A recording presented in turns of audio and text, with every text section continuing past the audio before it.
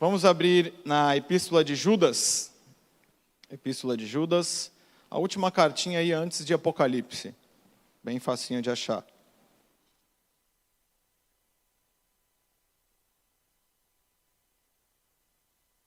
Enquanto você acha aí, eu vou orar mais uma vez. Pai, te glorificamos, louvamos o teu nome por esse tempo.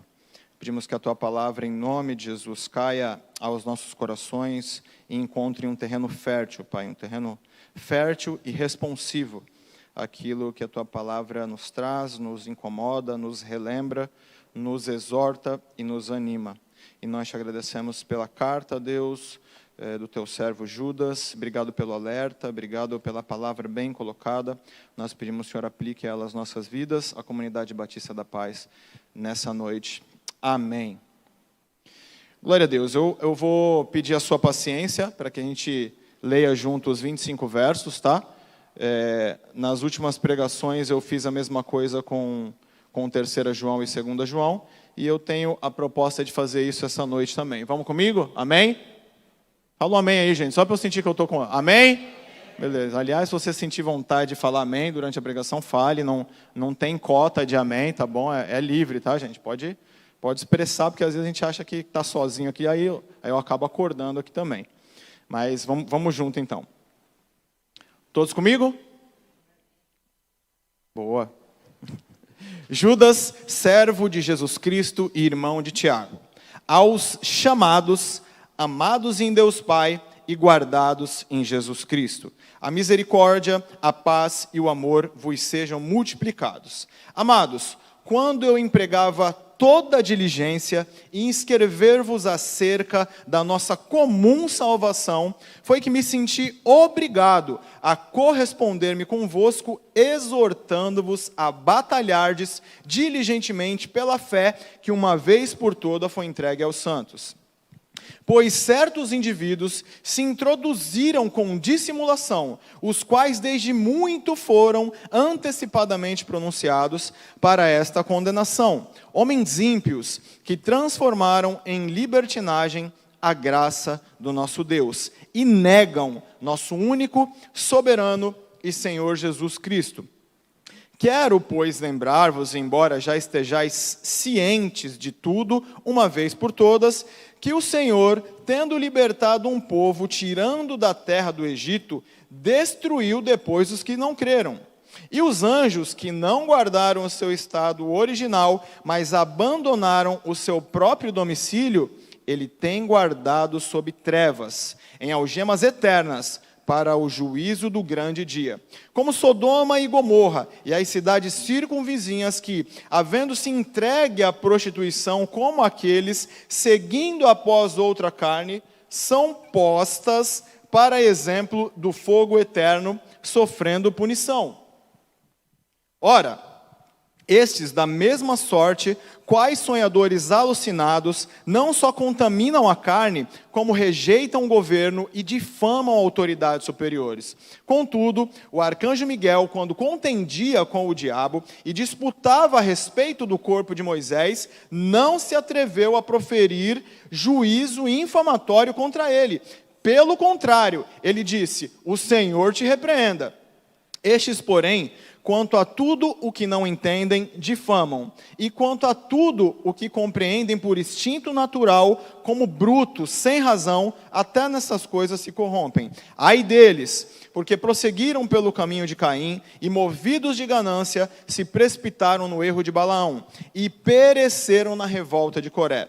Estes homens são como rochas submersas em vossas festas de fraternidade, banqueteando-se juntos, sem qualquer recato, pastores de si mesmo, se apacentam, nuvens sem água, impelidas pelos ventos, árvores em plena estação dos frutos, destes desprovidas, duplamente mortas, desarraigadas, ondas bravias do mar, que espumam as suas próprias sujidades, estrelas errantes, para as quais tem sido guardada a negridão das trevas para sempre. Quanto a estes, foi que também profetizou Enoque, o sétimo depois de Adão, dizendo: eis que veio o Senhor entre as suas santas miríades, para exercer juízo contra todos e contra todos e para fazer convictos todos os ímpios acerca de todas as obras ímpias que impiamente praticaram, e acerca de todas as palavras insolentes que ímpios pecadores proferiram contra ele. Os tais são murmuradores, são descontentes, andando segundo as suas paixões. A sua boca vive propalando grandes arrogâncias, são aduladores dos outros por motivos interesseiros. Vós, porém, amados, lembrai-vos das palavras anteriormente proferidas pelos apóstolos de nosso Senhor Jesus Cristo, os quais vos diziam: no último tempo haverá escarnecedores andando segundo as suas ímpias paixões. São estes os que promovem divisões, sensuais, que não têm o Espírito. Vós, porém, amados, edificando-vos na vossa fé santíssima, orando no Espírito Santo, guardai-vos no amor de Deus, esperando a misericórdia de nosso Senhor Jesus Cristo para a vida eterna. E compadecei-vos de alguns que estão na dúvida, salvai-os, arrebatando-os do fogo. Quanto a outros, sede também compassivos em temor, detestando até a roupa contaminada pela carne. Ora, aquele que é poderoso para vos guardar de tropeços e para vos apresentar com exultação imaculados diante da sua glória. A único Deus, nosso Salvador, mediante Jesus Cristo, Senhor nosso, glória, majestade, império e soberania, antes de todas as eras, e agora e para todos os séculos. Amém. Glória a Deus.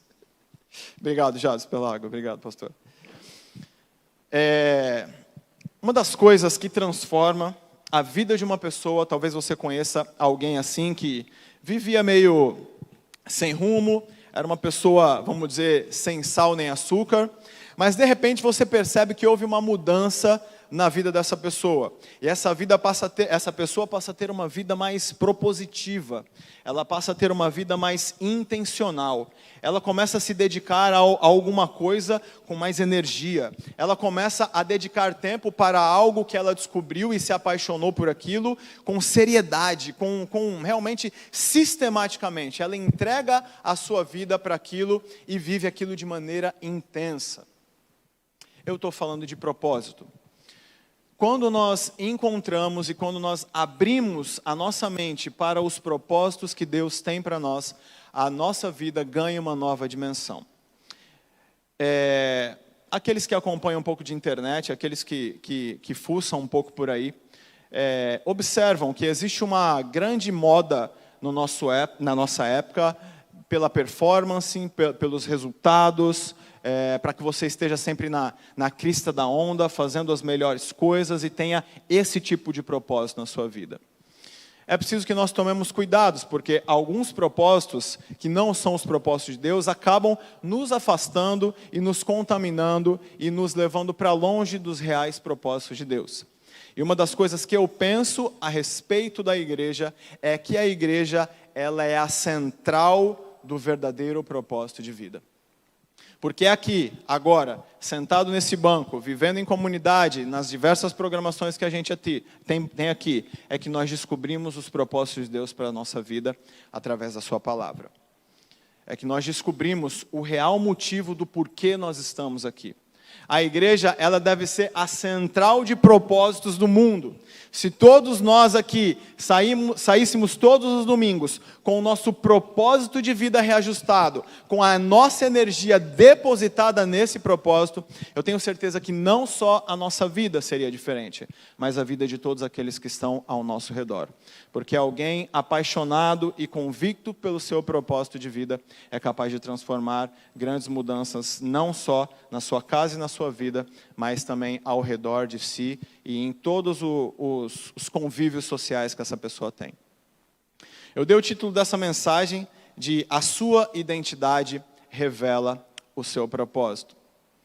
A carta de Judas, ela é uma carta que vive um certo preconceito. Alguns dizem que esse preconceito é justamente pelo seu nome, porque alguns confundem e acham que ela foi escrita por Judas Iscariotes, aquele que traiu Jesus por 30 moedas. Mas não foi escrita por ele. Foi escrita por Judas, um meio-irmão de Jesus. irmão de Tiago.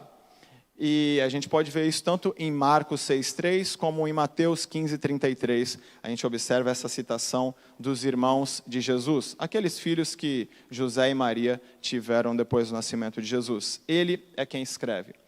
E essa carta ela tem algumas curiosidades. Uma das curiosidades que ela tem é que Judas gosta de falar sempre de 3 coisas. Então, ele vai dar 3 nomes para a igreja, ele vai dar 3 exemplos do Velho Testamento, e a gente vai ver se repetir ao longo dos versos que a gente vai ver junto aqui, sempre 3 exemplos, 3 coisas que ele fala, ele usa esse sistema para que a ideia fique mais precisa, ou para que a ideia fique mais clara para os seus ouvintes. Ela é uma carta geral, ela não é uma carta que tem um destinatário específico, então assim a gente entende que ela foi escrita para diversas igrejas de uma localidade e também escrita para a comunidade Batista da Paz. Amém?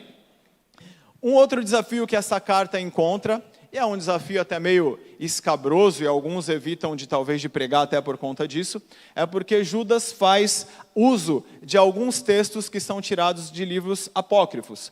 No verso 9, no verso 14, no verso 15, ele saca alguns textos de livros apócrifos e coloca aqui na sua carta. A discussão e a corrente majoritária dos estudiosos dizem que, no seu momento de inspiração, Deus, ao inspirar o seu servo para que escrevesse, na sua inspiração de supervisão, Deus não ditou a Bíblia para os seus autores. Se não fosse assim, a gente não teria diferente. Por exemplo, o grego do autor de Hebreus é um grego clássico, e outros gregos de outras cartas são um grego koineu, um grego do povo, um grego do mercado. Então, se fosse ditado por Deus, seria a mesma linguagem sempre, mas não é. Deus respeitava e até utilizava as características do autor do texto. E nesse caso, ele usa Judas, e Judas então saca alguns textos, 3 no caso, 2 passagens, ele fala de 2 personagens, que constam em livros apócrifos. E aí os estudiosos dizem que Deus, na sua infinita sabedoria, bondade e inspiração ali naquele momento, pega esses textos, porque eles corroboram com a ideia central da carta, e aplica nessas pequenas porções a sua inspiração também. Não significando que o restante daqueles livros tenham a chancela da inspiração divina. Deu para entender? E isso não tem tanto problema, até porque Paulo também faz isso, e ninguém cita muito de Paulo. Mas Paulo, por exemplo, lá em 1 Coríntios 15, quando ele está fazendo aquele tratado a respeito da ressurreição, ele tem aquela frase muito legal que a gente usa de vez em quando, que as más conversações corrompem os bons costumes. É um texto de um filósofo pagão da época. Mas ele está ali, está na palavra, e Deus ali chancela com a sua inspiração, porque ele corrobora para aquilo que o texto está falando. Outra vez, em Tito 1,12, quando ele está falando ali aos cretenses, ele cita mais uma vez ali e uma fala, na verdade, acho que ali é de um escritor de uma peça. E aí ele tem aquela frase lá, ó cretenses, ventres preguiçosos, tal. Aquilo, se eu não me engano, é de uma peça de teatro da época. E Judas faz uso também de 2 livros apócrifos, mas isso não é motivo para que a gente não acredite nele como um livro santo, como um livro inspirado, e é isso que a gente vai ver essa noite. Amém? O contexto de 1º século, o contexto de perseguição da igreja, assim como 2ª e 3ª João, que eu estive falando recentemente. O mesmo contexto de infiltração, de poluição do evangelho dentro da igreja. O mesmo conceito de ensinamentos vindos do gnosticismo. Nesse caso específico, no caso de Judas, existia uma parte do gnosticismo que era o antinomismo. E esse antinomismo, não precisa gravar nada disso, mas só para você entender, eles batiam muito forte na questão de que tudo que eu faço com a minha carne é mal, e a carne é má. Entretanto, tudo que eu faço com a minha carne não afeta o meu espírito. Então, posso viver geral, orgia, imoralidade sexual, faço o que eu quiser com o meu corpo. E ele não afeta o meu relacionamento com Deus, não afeta a questão da santidade, porque a coisa da carne não tem nada a ver com o espírito. Então, esses caras, apaixonados por essa visão e por esse ensino, agora estavam infiltrados dentro dessa igreja, ou dessas igrejas para quem Judas está escrevendo, e ele está com um problema muito sério ali, de realmente promiscuidade dentro da igreja. Ele cita, por exemplo, que nas festas que eles chamavam festas de fraternidade, obrigado. E por isso que é bom você ter uma esposa que já veio na pregação da manhã, e eu tô com a cabeça aqui com um monte de coisa. Festas de fraternidade era onde aconteciam a ceia. A ceia não era como a gente faz hoje, era numa festa mesmo, era no final de célula. Sabe aquele finalzão de célula? Bombando comida, rango à vontade. Só que o que acontecia? Lembra lá em 1 Coríntios 11, quando ele fala assim, galera, come em casa, pô, se for assim. Vocês estão vindo, estão acabando com tudo, estão bebendo tudo. Às vezes tem gente aqui que vai fazer a única refeição da semana e vocês não estão se controlando. Então comam primeiro em casa. Por quê? Porque era uma festa grande e no meio daquela festa era celebrada a ceia. No primeiro século foi proibido que essas festas elas fossem realizadas. Por quê? Porque essa galera com influência gnóstica estava utilizando dessas festas para comer, se embriagar e no meio das festas promoverem pequenas orgias sexuais. Coisas que eram comum na religião grega. Existiam prostitutas cultuais naquela cultura toda, eles estavam querendo trazer agora para dentro do Evangelho, para dentro da igreja do Senhor. É nesse contexto que Judas escreve essa carta, alertando o povo da igreja de que essas pessoas não estão por perto, elas estão dentro da igreja. Olha para o seu lado e pergunta, é você? Só para você acordar, porque eu vi que o Eric estava cochilando ali. Estou brincando. Então, é nesse contexto que essa carta é escrita. Eu fiz algumas divisões aqui, vou tentar ser o mais breve possível, para a gente não demandar tanto tempo. Acho que as observações iniciais eram essas. Ok. O primeiro ponto, eu vou abordar aqui nos versos 1 e 2, eu chamo de a identidade da igreja. Judas, ele sabe qual que é o assunto que ele vai tratar. Ele já está em mente o que ele vai escrever. É muito interessante a maneira como Judas se porta. Se eu falar Tiago qualquer hora, entenda que é Judas, beleza? Judas, ele entende o que ele vai falar, ele entende que ele vai trazer um desafio, ele entende que ele vai trazer uma situação de luta, ele entende que ele vai fazer alertar o povo para que batalhe. Então é muito interessante, porque antes de uma batalha, antes de uma mensagem de alerta, antes de uma mensagem de, vamos ficar esperto aí, pessoal, ele primeiro lembra quem a igreja é. E antes de tudo, fazendo um contraponto com esses falsos pregadores que estavam infiltrados na igreja, que tem características que a gente vai ver um pouquinho depois, inclusive a questão da cobiça, a questão de querer aparecer, e esse tipo de coisa, de ter a notoriedade para si, Judas já começa dando um grande exemplo para nós. No verso 1, ele se coloca como Judas, o servo de Jesus Cristo. Galera, pensa comigo, você é irmão de Jesus, cara. Você vai escrever uma carta. Você não vai colocar ali, Judas, irmão de Jesus? Pô, isso dá peso na carta. Caramba, o cara é irmão de Jesus. Vamos ver o que esse cara tem para falar. Mas não. Judas, ele já começa colocando um contraponto, ensinando para nós que a humildade é uma característica do cristão verdadeiro. Ele poderia muito bem carteirar e falar, olha, Judas, irmão de Jesus, escuta aí, abaixa agora a cabeça e presta atenção no que eu vou falar para vocês. Não, quem está falando aqui é somente mais um servo de Jesus, irmão de Tiago. Tudo bem que a essa altura do campeonato, Tiago tinha uma certa notoriedade, porque ele era o líder atual da igreja de Jerusalém. Então isso também tinha um certo peso. Mas veja, ele prefere se colocar como o irmão de Tiago e como o servo de Jesus.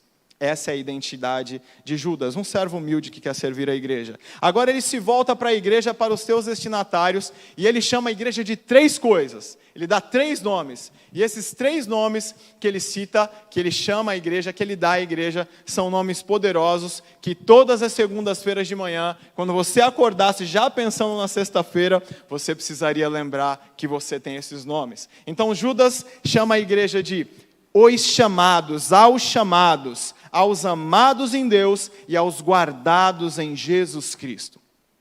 Se a gente passa o olho por esse texto e lê tão rápido quanto eu li ali os 25 versos, a gente acaba passando despercebido por verdades profundas que guardam essas palavras. Chamados. E quando nós somos chamados por Deus, nesse chamamento que traz a ideia de quem Ele é, a graça, e que nos chama para vivermos junto com Ele, sendo redimidos pelo Seu Filho, nós entendemos que é um chamamento que é cheio de privilégios para sermos participantes da Sua glória e pregadores da Sua palavra onde quer que nós estejamos. Então veja, eu e você fomos chamados. Isso é lindo, porque quando abrimos os nossos olhos, quando temos o nosso direcionamento do nosso dia a dia, a nossa agenda semanal, nós precisamos lembrar que nós tivemos o privilégio de sermos convidados, chamados, escolhidos, trazidos por Deus em amor, para que façamos parte da história dele com o mundo. Você é chamada, você é chamado. Você não é só o Zé e a Maria, você é chamado. Existe um propósito no seu chamamento para fazer parte do reino de Deus, amém? Isso é profundo, é isso que ele queria trazer. Olha, vocês são chamados, vocês vão permanecer, porque vocês são chamados. Existe um propósito com a Comunidade Batista da Paz, existe um propósito com essa igreja para a qual eu estou escrevendo. Mas ele prossegue, vocês são amados. E esse amados aqui, ele é um amado que é como se você abrisse uma porta. Sabe aquele filme de Nárnia? Eu não conheço muito, até quero ler para conhecer um pouco mais C.S. Lewis, mas eu sei que tem um guarda-roupa que a galera abre ali e sai lá do outro lado e é um mundo novo, não é assim? Pergunta para o Murilo depois que ele vai te explicar direitinho o que significa isso. Mas esse amados, ele abre a porta para a gente. Porque a melhor maneira de nós entendermos o que é ser amado por Deus é entendermos a narrativa da salvação nas nossas vidas. Sabe, quando o Emanuel chega para você e fala assim, ô amado, ô precioso, você precisa lembrar que esse amado não é aquele amado das músicas worship que o nosso pastor JH ouve a semana toda. Ele não curte muito worship, eu gosto de alguns. Não é esse tipo de amado. É um amado que faz você lembrar que existiu um Deus que criou, existiu um homem que pecou, existiu um Deus que se fez carne e morreu, e amou o mundo de tal maneira que entregou o seu Filho, para que todo aquele que nele crê não pereça, mas tenha vida eterna. Entende que ser amado por Deus abre a porta para uma narrativa? Entende que ao falar, ao contar essa narrativa para outras pessoas, você consegue mostrar, identificar aonde Deus te amou e como Deus te amou, e você é um amado de Deus por isso. Não é porque você é lindo, não é porque você é bonzinho, é porque existe um Deus gracioso que entregou o seu Filho para morrer por mim e para morrer por você. Eu tenho um exemplo muito besta, mas eu gosto de falar desse exemplo porque para mim é coisa do cotidiano que torna a minha fé ativa. E quando você pensa, e eu penso nisso, em um Deus, o Criador do universo, aquele cara que vê de fora do tempo, como o último verso nos diz, o verso 25, ele é antes de todas as eras, ele é agora e ele é depois, ele vê tudo o que já aconteceu. Esse Deus, ele decide se transformar num homem. E ele decide se subjugar a ter, por exemplo, necessidades fisiológicas. Cara, isso para mim é humilhação demais. De verdade. É muita humilhação. Mas ele fez isso por amor. E é esse amor que é dispensado às nossas vidas através de Jesus. Amados, Judas quer trazer essa memória ao coração da igreja para quem ele escreve. E vocês também são guardados. Guardados. Vocês são guardados, inclusive, para viver situações difíceis e tensas. Vocês são guardados. Judas, ele quer preparar agora o povo para o desafio que ele vai trazer um pouco mais à frente. Ele está trazendo a sua identidade, ele está resgatando valores da identidade da igreja, porque ele quer mostrar agora o propósito do porquê ele está resgatando esses valores. Existe um tempo de luta, existe um tempo de batalhar pela fé. E essa é a intenção de Judas. Muito lindo porque ele, para preparar a galera, no verso 2, ele fala, olha, misericórdia, a paz e o amor vos sejam multiplicados. De certa maneira, nós, igreja do Senhor, já vivemos debaixo da misericórdia de Deus. Porque a graça de Deus é fruto da sua misericórdia. E ela que foi derramada através de Cristo nas nossas vidas. A paz e o amor. Interessante é que a oração diz: vos sejam multiplicados. Significa que nós podemos crescer em paz, significa que nós podemos crescer em amor, significa que nós podemos crescer no entendimento da misericórdia de Deus. E com certeza, aqueles que buscam crescer nessas áreas, contemplam a face de Deus de maneira que ainda não o contemplaram. E assim a sua fé e o seu propósito fica ainda mais vívido. E aí você é capaz de viver aquilo que Deus tem para a tua vida, com a força, com a direção do seu próprio Deus. Verso 3 e 4 eu chamo de atenção da vida cristã. Não atenção junto, atenção. A vida cristã é tensa.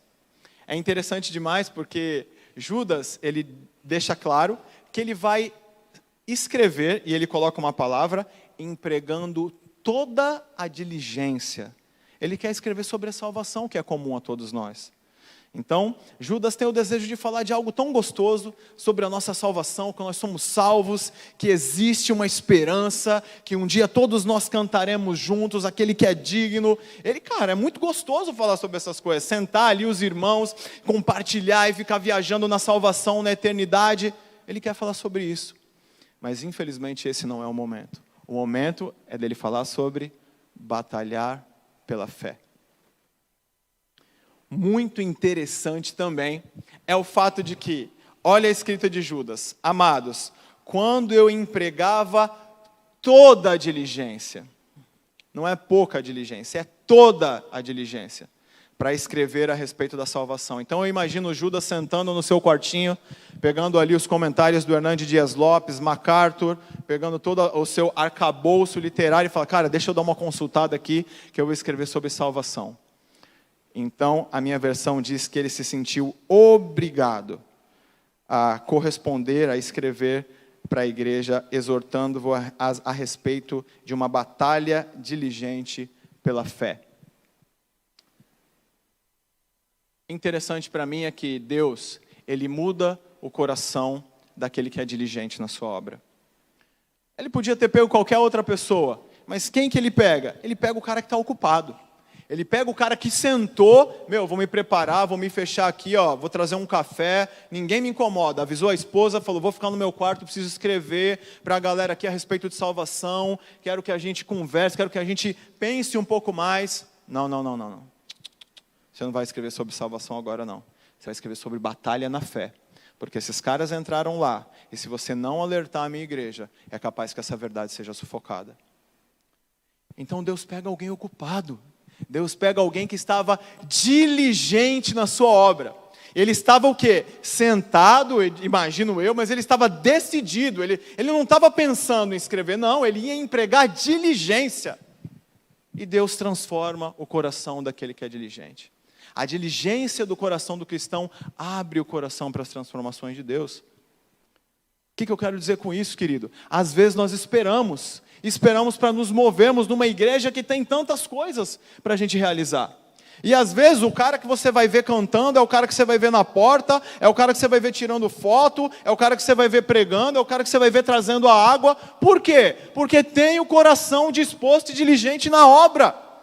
Não significa que aquele que entrega água vai entregar água a vida toda. Não significa que aquele que prega vai pregar a vida toda. Mas significa que com o coração diligente na obra, amando o reino, Deus direciona a gente para onde Ele quiser. Eu quero incentivar você. Se mova. Seja diligente na obra. Nós temos tantas coisas a serem realizadas, tantas coisas para desenvolver. Eu te digo mais ainda, que possa existir algo no seu coração. Coloque isso para fora. Existem dons, talentos que foram divididos com a igreja, e talvez exista um no seu coração que vai abençoar a nossa vida. Mas seja diligente na obra. Trabalhe. Saia, se mova. Veja o que Deus pode fazer através de você. Poxa, mas eu sinto que ajudar na Revuc não interessa. Se você vai lá, seja diligente nessa tarefa, não significa que você vai ficar a vida toda lá. Poxa, mas eu não sei, o ambiente escolar não interessa. Fala com cola como que é, vai ver e seja diligente naquilo. E fique com o coração aberto para as transformações de Deus. Porque Ele pode fazer isso a hora que Ele quiser. Mas seja diligente e apaixonado pela obra. Amém? Obrigado, amor.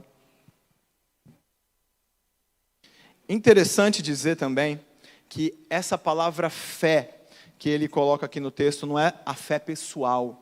Ele não está falando da fé pessoal do Juarez, da fé pessoal do Maninho, não. Ele está falando da fé como evangelho, como o conjunto de doutrina dos apóstolos. Então, a batalha é pelo evangelho, não é pela fé pessoal, pelas crenças pessoais, não. Ele está falando da fé cristã, da fé na doutrina dos apóstolos, em Jesus Cristo, morto e ressurreto. É esse evangelho que ele está pregando. E interessante que ele diz que uma vez por todas foi entregue aos santos. Ou seja, aquilo que havia sido entregue até essa época completa a revelação. É a doutrina dos apóstolos. Não existe nada mais, não precisamos de adornos, não precisamos de nada mais. A fé nos foi dada em Cristo de uma vez por todas. Ponto. Eu não preciso procurar mais nada além de Cristo. Verso 4. O verso 4 diz que esses caras eles estão dissimulados no nosso meio. E diz também que eles foram antecipadamente pronunciados. Judas está falando aqui que existem textos bem antigos que já avisavam a igreja de que no futuro haveriam pessoas com esse coração e com esse ímpeto.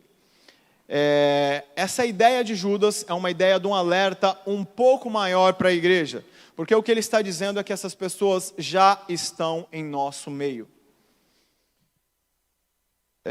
É muito comum, né? Eu atualmente não tenho TV a cabo, então eu tenho aqueles 12 canais de TV aberta que às vezes quando eu paro à tarde para comer alguma coisa e passo, dos 12, 8 estão passando programação de igreja neopentecostal. Diga-se de passagem, da mesma igreja. É muito difícil você ouvir certas coisas. É muito difícil você ouvir certas coisas que andam falando por aí, que é evangelho. É muito difícil. Às vezes pessoas famosas, que uma vez por outra a gente olha na internet, não confie, gente, em tudo isso. É muito difícil entender algumas coisas hoje como evangelho. Eles estão em nosso meio. Eles podem estar sentados ao nosso lado. Eles podem estar no nosso púlpito pregando. Por isso que Judas chama a igreja para que fique alerta. E mais à frente ele vai dar algumas características desse povo. Muito interessante que do verso 5 ao verso 7, que eu coloquei aqui como o passado é pedagógico, Judas agora cita 3 exemplos do passado, alguns aí do Antigo Testamento, tem textos base para isso, e ele coloca situações onde, de certa maneira, aquele povo, aquelas pessoas abusaram da graça de Deus, assim como no verso 4, Judas avisa que os caras estão transformando em libertinagem a graça de Deus. Agora ele vem nesses 3 versos e diz, olha, deixa eu falar para vocês o que acontece com quem faz isso. Judas está trazendo ali essa imagem de julgamento de Deus para aqueles que de certa maneira abusam da sua graça. Verso 5, quem que Judas cita? Ele cita um povo que foi tirado da terra do Egito e que foi destruído depois, aqueles que não creram. Números 14 vai citar ali a volta dos espias depois de terem observado a terra. E dentre muitas coisas boas, a questão do terreno, a questão da geografia, a questão da agricultura, enfim, a questão da água, dentre tantas coisas boas para serem citadas, a maioria ali dos espias focaram nas dificuldades, focaram nos inimigos que eram grandes, focaram nas situações que geraram medo e que geraram, de certa maneira, um rebuliço no meio do povo, uma revolta, povo querendo se desviar, querendo já levantar outro Deus, querendo voltar para o Egito, e foi difícil. Então Deus ali, nesse texto, ele diz, olha, eu digo para vocês que essa galera não vai entrar na terra prometida. Não vai. É palavra minha, pode escrever. E realmente não entraram, porque a palavra dele se cumpriu. Então precisou passar toda uma geração por falta de postura de fé. A minha pergunta é, o que precisa acontecer para você despertar a sua fé? Sabe por quê? Nós estamos falando de um povo que acordava de manhã e tinha maná fresquinho para comer. É esse povo.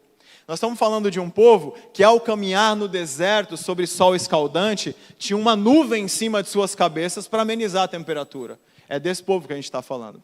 Nós estamos falando de um povo que, de certa maneira, estava tão enjoado de comer o maná, que reclamou para Deus e queria comer carne. E Deus traz aquela nuvem de codornizes, e tem um texto que agora eu nem lembro onde está, mas que diz que o povo comeu tanta carne que chegou a sair carne pelos seus narizes.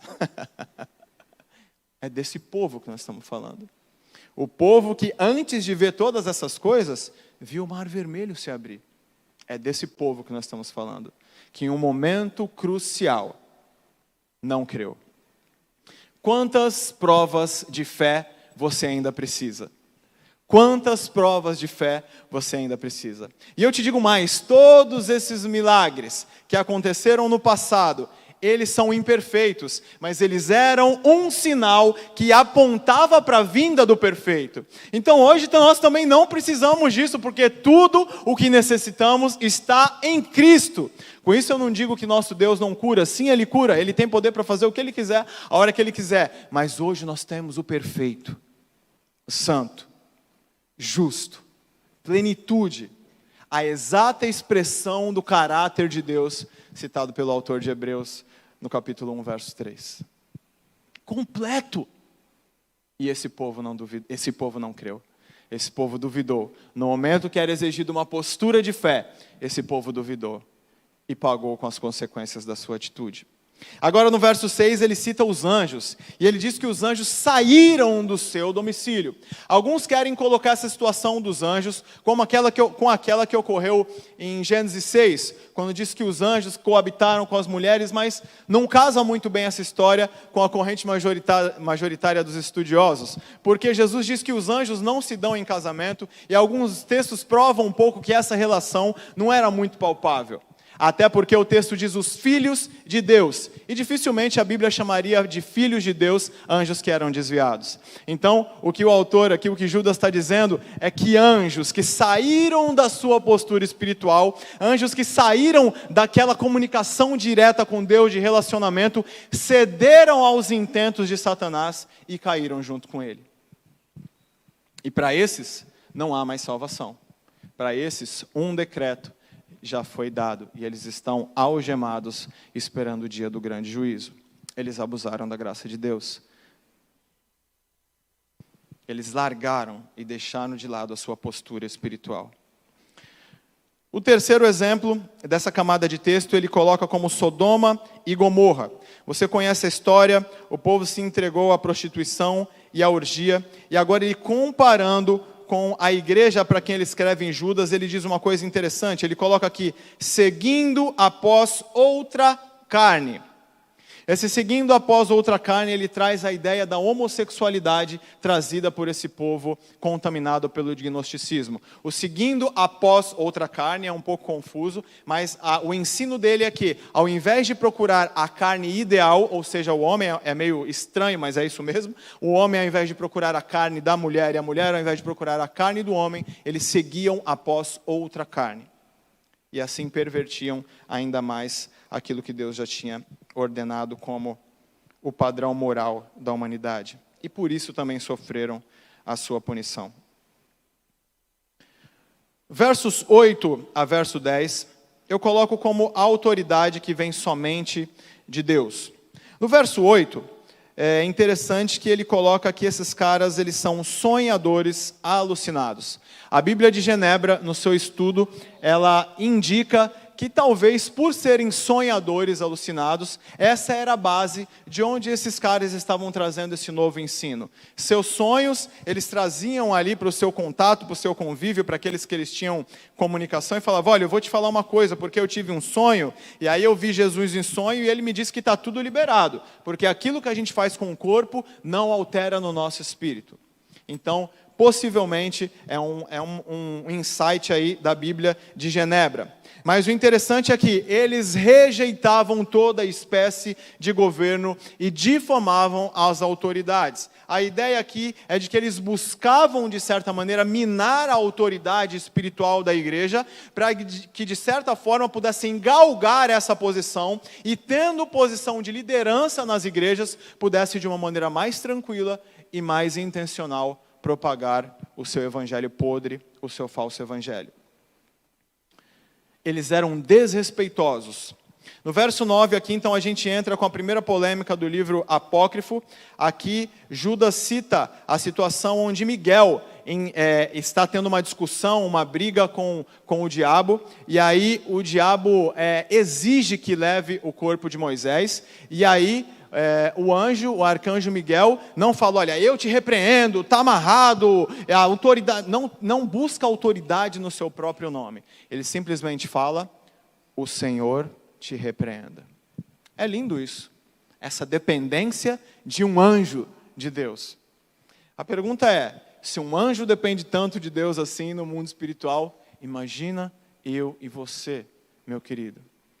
O Senhor te repreenda.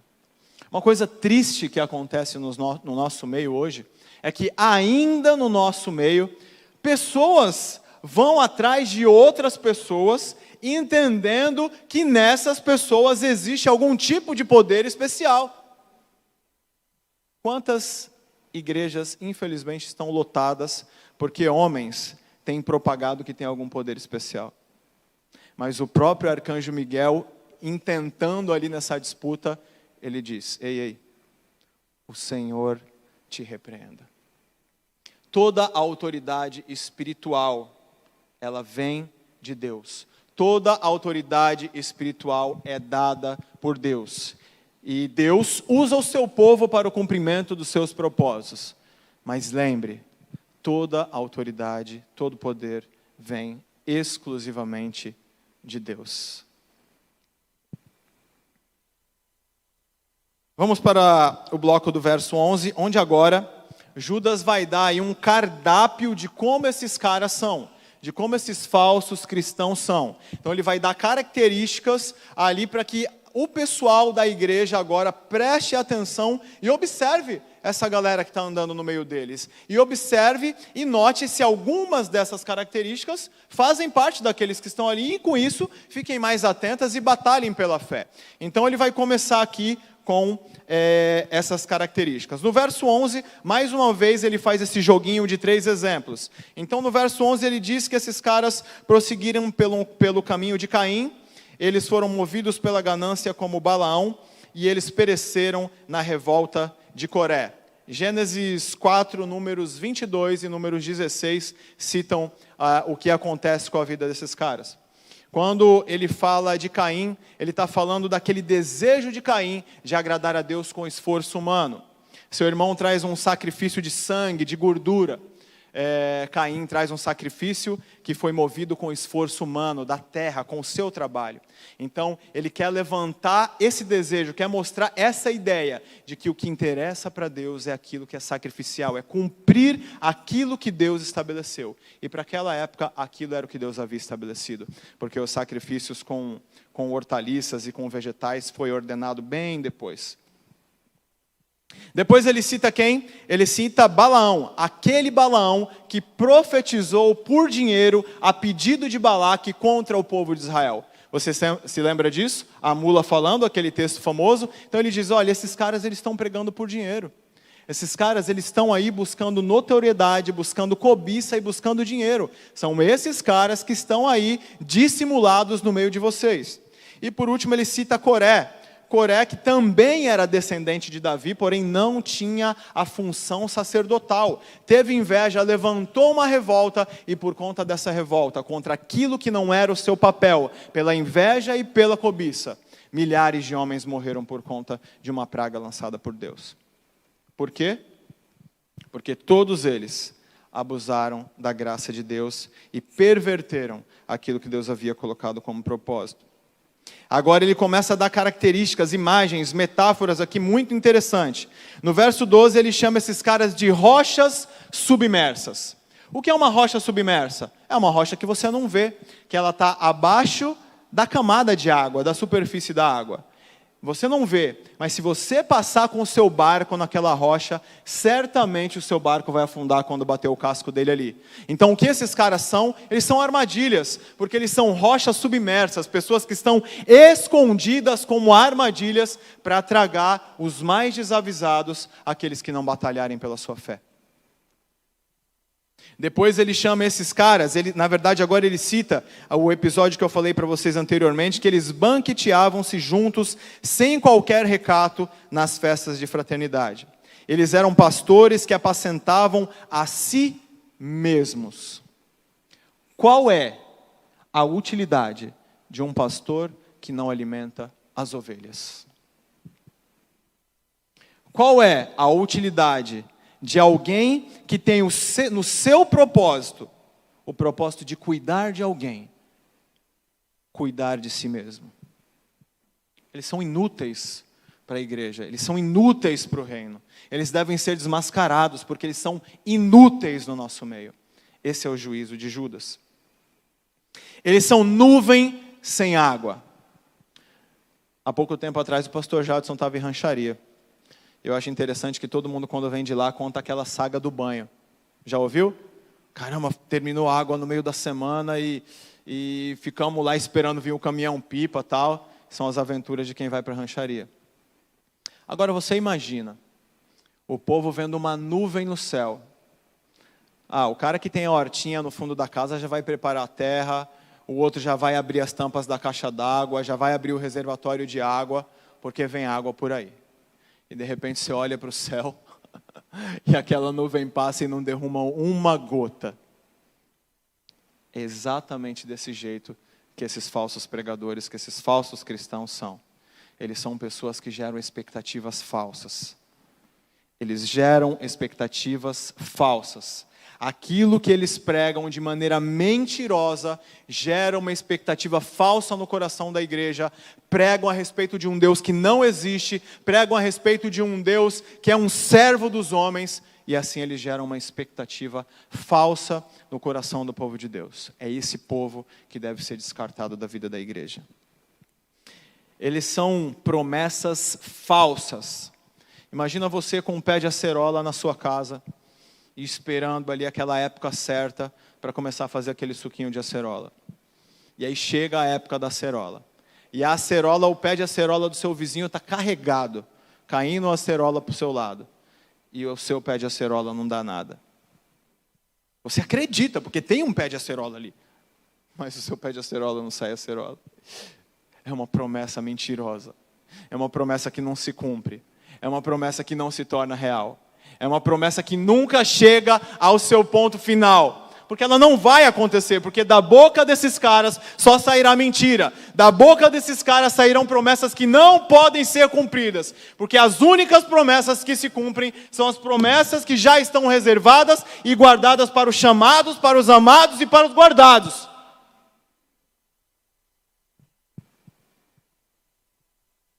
Eles são ondas bravias que espumam as suas próprias sujidades, as suas sujeiras. O mar, vez por outra, quando está poluído, ele não guarda essa poluição. Ele acaba fazendo o quê? Jogando aquela sujeira na margem. Esses caras, eles não conseguiam guardar por muito tempo as suas sujeiras. Sabe quando você passa na praia e tem aquele monte de lixo? Garrafa PET, vela, não sei o quê, camisa do Corinthians. Você passa e tem aquele monte de lixo.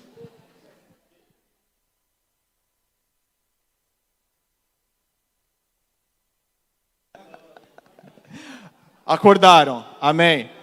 Era isso. A minha esposa é corintiana, tá? Só para não perder a brincadeira. Eu respeito a paixão dos corintianos. É por isso que a gente provoca vocês, porque vocês são diferentes, vocês são apaixonados. Esses caras eram assim. Eles não conseguiam guardar a podridão deles. E eles não conseguem. Eles não conseguem. Quantas histórias você conhece de alguém que ficou ali se segurando, montando, fazendo um personagem, daqui a pouco ele vomitou as podridões dele.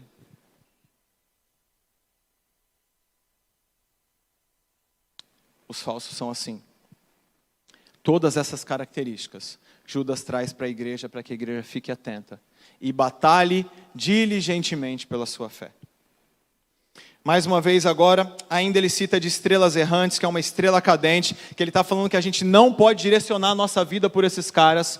Aqueles viajantes antigos, era por hábito da época, dirigirem os seus passos e as suas jornadas por estrelas. Então as estrelas guiavam os caras, mas esse tipo de estrelas são estrelas errantes, são estrelas cadentes, que elas passam e daqui a pouco somem. Ou seja, esse tipo de líder não é capaz de direcionar a nossa vida. Esse tipo de líder não pode estar à frente da igreja, porque eles são podres, falsos, cobiçosos, mentirosos e errantes. Cuidado, muito cuidado, com quem você vê, com quem você escuta, quem acessa a tua mente, quem acessa as tuas emoções, cuidado com quem direciona a tua vida. Eles estão em nosso meio, esse é o alerta de Judas. Mais uma vez agora ele cita Enoque.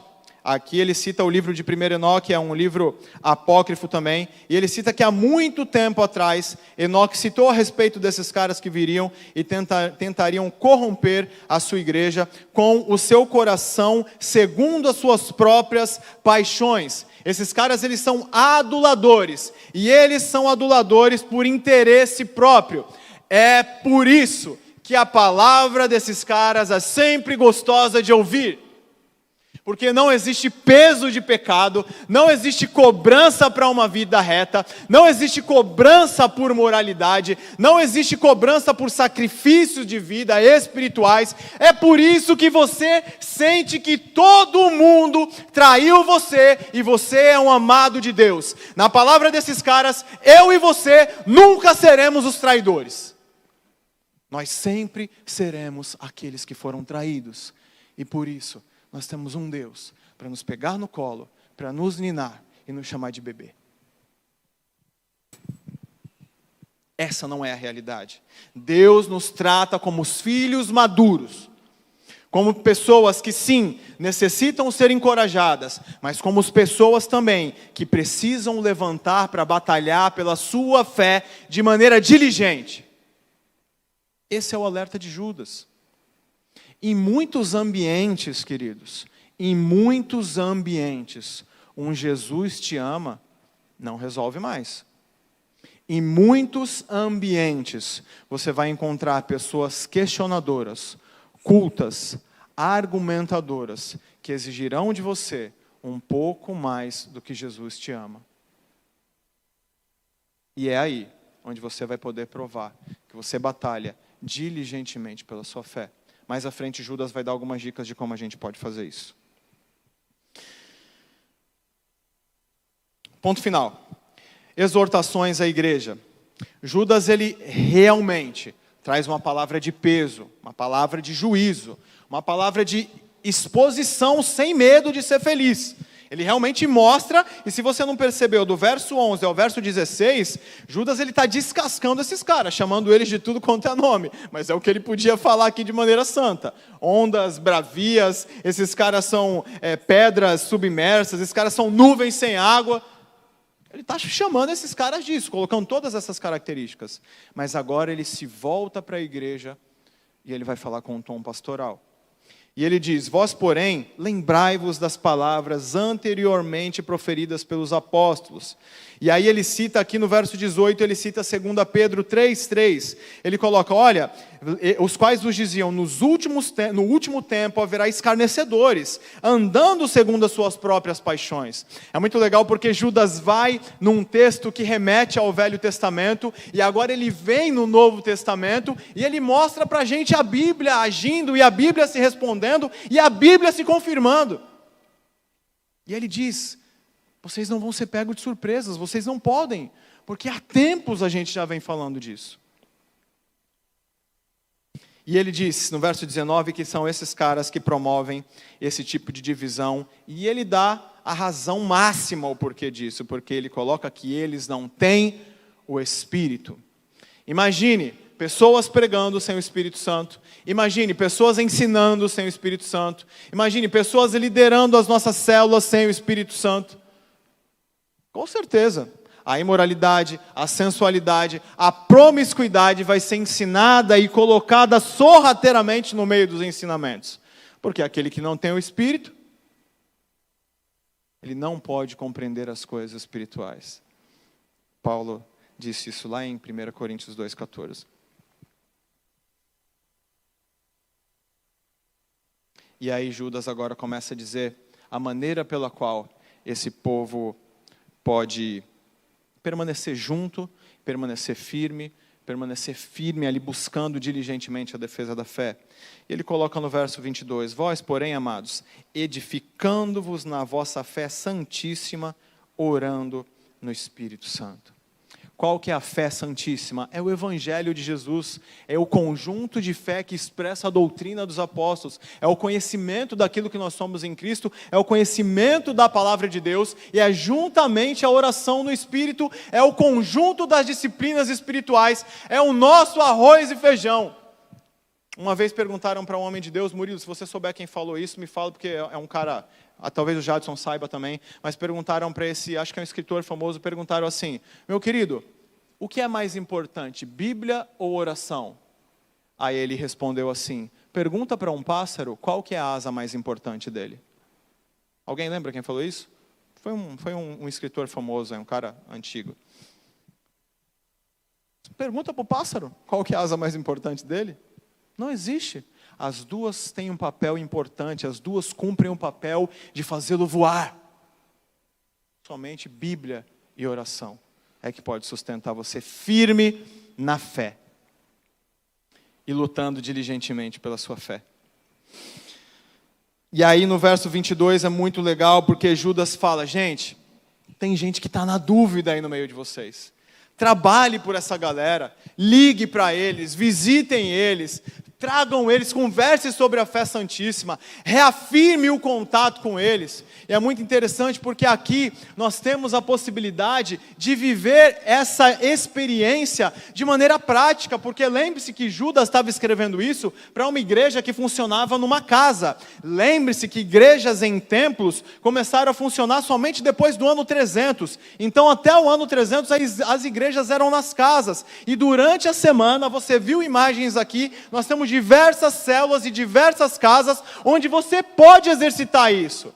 Porque quando acabar o culto, nós não vamos conseguir fazer isso. Nós não vamos conseguir nos edificar na fé santíssima. Você quer jantar, você quer ir embora, você quer fazer alguma coisa. Você vai conversar 5, 10 minutos, eu não vou te conhecer, você não vai me conhecer. Aonde que nós podemos exercitar uns aos outros, no crescimento, na comunhão, no partir do pão, na palavra partilhada. Nós temos isso aqui como ferramenta da nossa comunidade durante toda a semana. E eu te pergunto, cadê você que nunca mais apareceu aqui? Quem é mais idoso sorriu porque conhece a música. As coisas estão acontecendo. Você tem um lugar onde você pode ser animado, edificado, onde você pode ter partilha. Você tem. Então fica o meu desafio, junte-se àqueles que já estão na caminhada, gere a necessidade de que outras casas sejam abertas. Ah, mas eu não tenho a minha ainda. Vem! Aglomera tudo aqui de novo, aglomera nas que já estão acontecendo e vamos gerar a necessidade de que outras casas sejam abertas. Mas não fique na sua casa. Busque alguém, participe, cresça. Ande junto de gente que quer crescer em Deus. Ande junto de gente que quer cumprir propósito eterno e espiritual. E dessa maneira você se edifica. Para terminar, antes da gente ler a bênção aqui, ele traz um alerta, ele diz que para alguns, ele coloca uma categoria depois daqueles que estão em dúvida. Para esses, ele diz, sede compassivos com eles também, em temor. Mas ele coloca aqui, detestando até a roupa que foi contaminada pela carne. Existiam pessoas que já estavam lá contaminadas por toda essa parafernália, essa invenção que esses caras tinham trazido. E Judas fala, vai lá também. Mas toma muito cuidado para você não cair nessa ideia e se contaminar também. Deteste até a roupa do corpo que foi contaminada. Ame esses caras, seja diligente, vá atrás deles, mas tome cuidado para você não cair.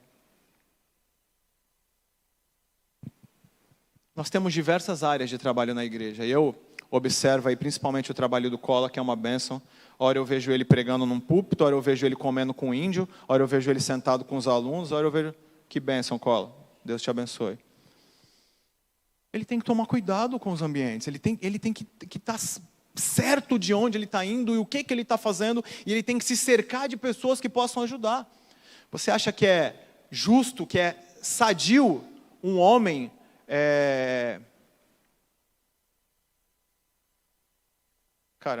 sumiu aconselhar uma mulher, perdão? Você acha que uma mulher que está passando por problemas, você acha que é sadio um homem permanecer aconselhando sistematicamente aquela mulher? Tome cuidado para você não se contaminar. Cerque-se de todas as maneiras de manter a santidade, de manter a prudência, de manter a fé, a moralidade, a postura espiritual.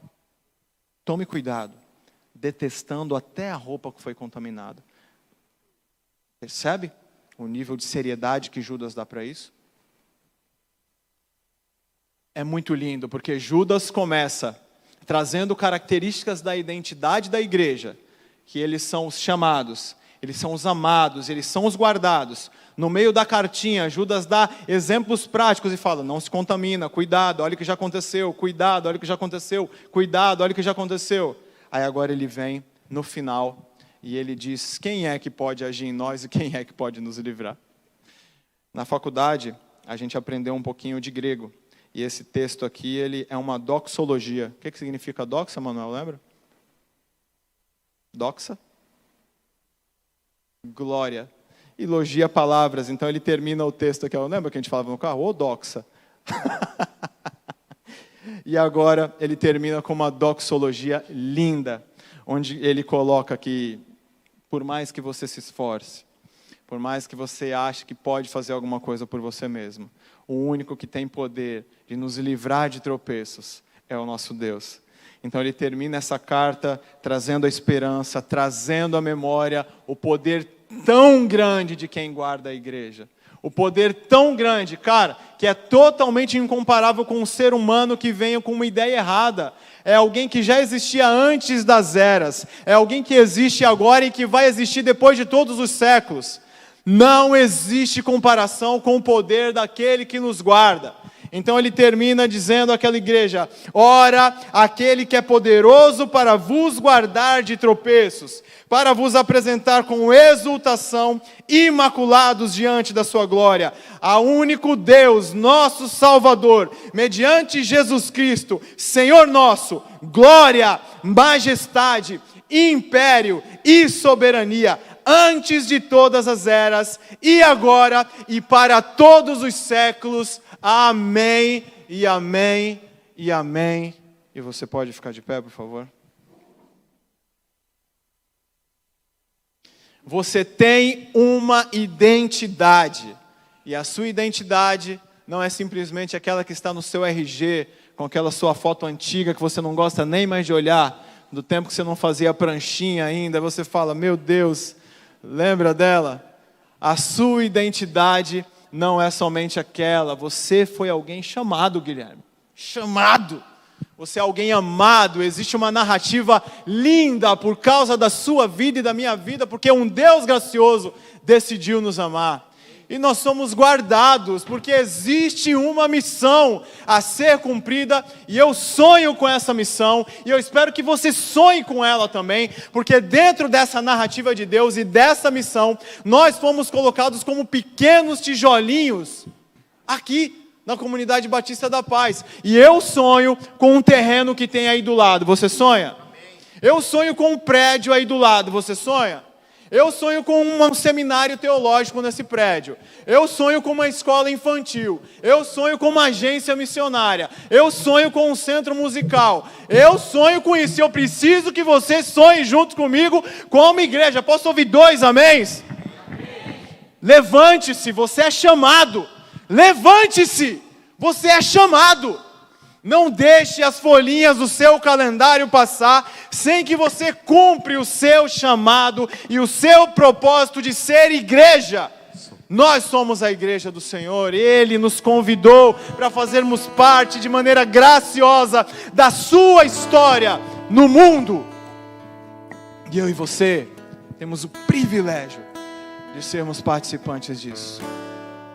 Que Deus possa abençoar a tua vida e possa aplicar essa palavra no teu coração de maneira poderosa durante essa semana. Que essa palavra se reverta em frutos, se reverta em atitudes práticas, se reverta em pessoas sendo abençoadas, se reverta em você acordar com alegria em saber que você está acordando não apenas para cumprir a sua tarefa no trabalho, mas para cumprir a sua vocação no reino de Deus. Deus abençoe a sua vida.